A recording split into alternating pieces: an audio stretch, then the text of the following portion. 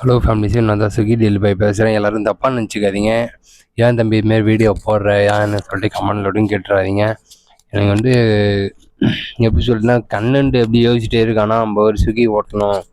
நம்ம வந்து சாதாரணமாக ஏன்னா இப்போ கூட எப்படி இருக்குன்னா, என்னால் முடியல, எனக்கு ஜுரம்.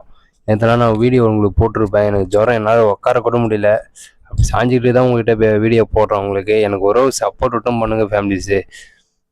முன்னாடி ஒரு 2 மாசமா நான் காலில் அடிபட்டுன்னு சொல்லிட்டு படுத்துக்கிட்டு இருந்தேன். இப்போ திருப்பியும் ஜுரம். எனக்கு அப்படியே எப்படி சொல்லுதுன்னே தெரியல. திருப்பி ஸ்கேன் எடுக்க சொல்லிக்கிறேன். மனசே கஷ்டமாக இருக்குது ஃபேமிலிஸே. ஒரு சப்போர்ட் பண்ணுங்கள். இது ஒரு காமெடியாக வீடியோவும் கிடையாது. இது ஒரு கண்டென்ட் தான்.